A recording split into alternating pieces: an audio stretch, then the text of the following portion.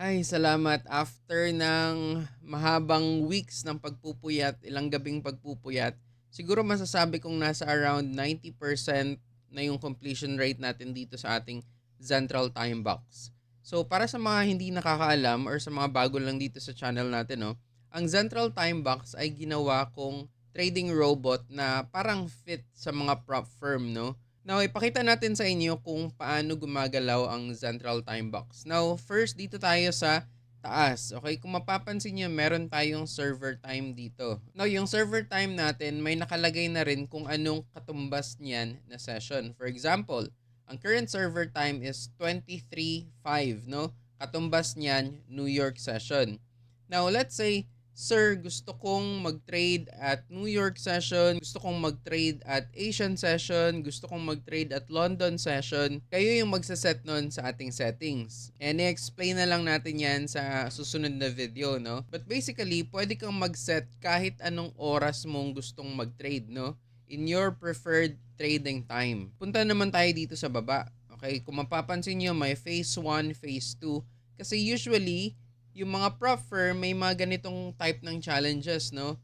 Minsan phase 1 lang or minsan dalawang phases, no? Phase 1, phase 2 para mapasa mo yung challenge nila, okay?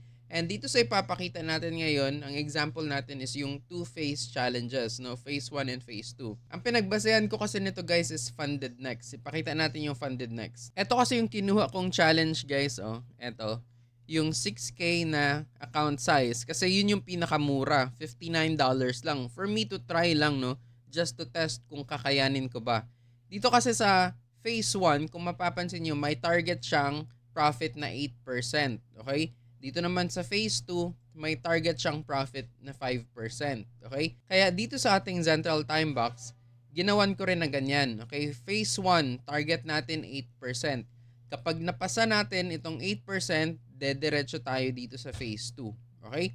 So, ipakita na lang natin guys para mas maintindihan ng lahat. Okay? So, let us now start. Alright. So, kung mapapansin nyo guys, dito sa ating Central, no? Ayan. Kaya tinawag ko itong Central Time Box kasi maglalagay ka ng time range. For example, anong oras mo bang gustong mag-trade? In this example kasi, gusto kong mag-trade at the Tokyo session. Nagsisimula yun at around 2 o'clock. Tapos, naglagay lang ako ng range. Ang ginawa kong range is from 2 o'clock to around 3:30. Yan yung range na sinukat natin. Okay? Tapos, ang mangyayari niyan, kung gaano man kalaki yung range na yan, i-base niya rin yan sa lot size na i-open niya. For example, dito, itong range na ito, ang nararapat na lot size para sa kanya is 0.05. Okay? Yung robot na ang magko-compute nun automatically, no? Wala ka nang gagawin. Alright? So, ganun yung process nun. Ilalagay niya sa box yung range na gusto mo. Kaya tinawag ko itong Central Time Box. Okay? Or sa madaling salita, orb, no? Open Range Breakout. Ginawan lang natin ang Central Time Box para maiba. Okay? Pero yung core logic nito is orb pa rin, no? Open Range Breakout. Okay? So, let's continue. So kapag tinamaan yung ating trailing stop, may label din na lalabas dito. Trailing stop hit, trading pause, okay? Controlled exit, ibig sabihin, pinoprotektahan niya yung ating capital, no? Instead na bumalik sa zero, at least nakapag-take profit tayo. So kung mapapansin nyo guys, kung magkano rin yung kinita natin dito, let's say 75.97, magre-reflect din yan dito sa ating profit, okay? Ibig sabihin nito, at the current phase 1, na-reach na natin ang 1% natin. Okay? Now, pagmasdan natin sa mga susunod na movements. Ayan. Kapag tinamaan din yung ating stop loss, okay, tinamaan yung ating stop loss, natalo tayo ng 57.95, magpo-pause din yung trading. Stop loss hit, trading pause, failed breakout. Ibig sabihin, hindi ka na makakapag-trade for this day, and at the same time, mag-update din dito. Okay, kung mapapansin nyo, nabawasan tayo ng 57.95, balik na naman tayo sa 0.3%. Malalaman natin dito yung progress natin sa phase 1. Okay, let's continue. Boom. Kung mapapansin nyo, take profit hit. Nanalo tayo ng around $180. Ibig sabihin, take profit hit, stop na yung trading, makakapag-trade ka na naman kinabukasan. At At the same time, mag-update na naman dito. Ang profit mo na daw ngayon is $198 or katumbas ng 3.3%. Okay, malayo pa sa target natin na 8%. Alright? So let's continue. So i-forward na lang natin and pagmasdan natin yung magiging progress nito. Katulad nito guys, so ayan, nakikita nyo? Ayan. Alright? So nag-update siya from time to time. Kung kikita ka or matatalo ka, malalaman mo ngayon dito yung iyong progress. As of now, nasa around 3.6% pa lang tayo, no? Malayo pa, hindi pa natin nare-reach ang 8% target natin. Okay? So, hintayin natin ito and siguro i-forward natin ng konti. Nga pala guys, before ko makalimutan, sa mga prop firm kasi may mga rules silang tinatawag. Katulad ng ganito. Ang maximum loss na allowed sa account mo is 10%. Kapag sumobra kang 10%, talo ka na. Failed na yung challenge mo, no? And dito naman, ang daily loss mo is 5%. Kapag natalo ka ng 5% per day, stop na yung trading mo, no? So, ginaya natin yung mga rules na yan. Naglagay din ako ng rules dito na kapag sumobra ka ng 5% per day, tigil na yung trade. Kapag sumobra ka ng 10% for the whole phase 1 or phase 2 challenge, tigil na yung trade. Okay, naglagay din tayo ng mga rules na ganun dito. Ginaya natin yung prop firm. So, let's continue.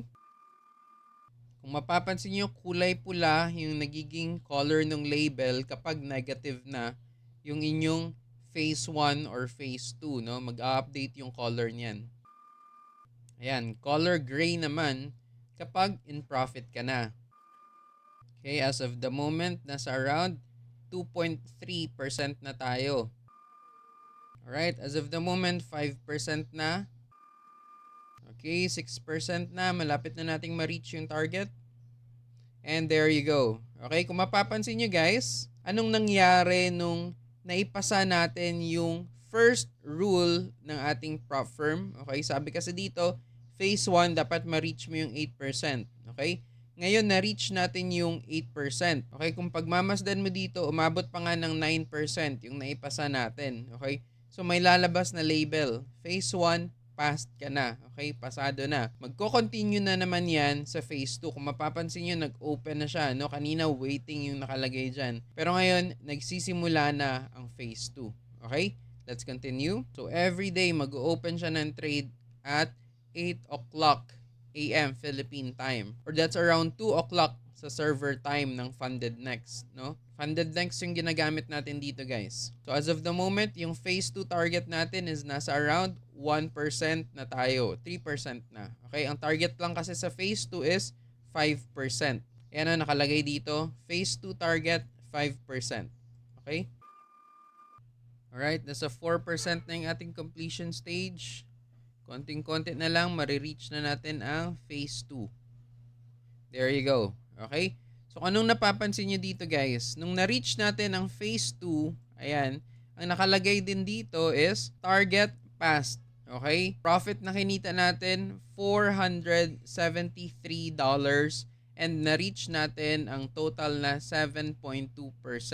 Okay? Ibig sabihin, na-reach na natin ang phase 1 and phase 2. Anong nangyari? Nagkaroon tayo ng panibagong label dito. Challenge successful, profit target achieved. Okay, then dito rin. All phases completed, trading stop, congratulations. Now, kung i-play natin yan, alright, hindi na siya ngayon magti-trade, no? Wala na siyang gagawing trade kasi nga, natapos mo na lahat ng challenges. Okay?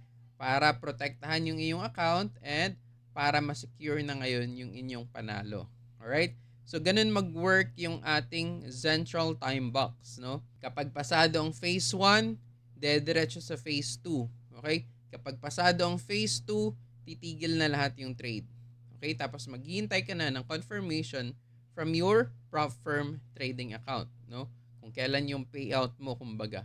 So, ganun yung nagiging takbo. So, ibig sabihin, na-reach natin yung ating target. Sinimulan natin ng January, na-reach natin yung phase 1 and phase 2 by March, no? Medyo matagal, pero okay lang. Okay? Kasi wala namang time requirement ang prop firm. Okay? Unlimited naman yung time mo dyan. Kahit kailan mo gustong tapusin or kahit kailan mo gustong simulan. Kinagandahan dyan, kapag natapos mo yung challenge ng mabuti, makakatanggap ka rin ng pera. So, ganun tumakbo yung ating Central Time Box. So, siguro nasa around ano na tayo, 90% na tayo kasi may mga ino-observe pa ako, no? Tinitingnan ko pa yung logic ng codes ko, tinitingnan ko kung may mga bugs pa, no? Hindi naman perfect yung ating system eh. Posibleng may mga bugs dito na kailangang ayusin. So, ino-observe ko pa. Sa ngayon, ginagamit ko pa siya sa aking personal trading account.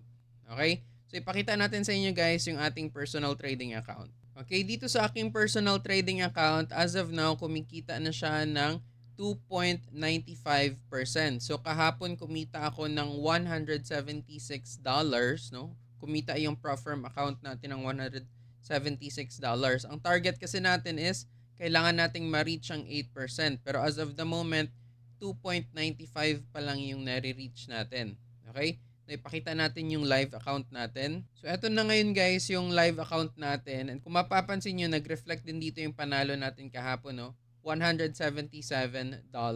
Pinalitan lang natin yung font natin dito. Kasi yung kanina, yung pinakita ko sa inyo, this is for demonstration purposes, no? Kaya pinalakihan natin yung font natin dito.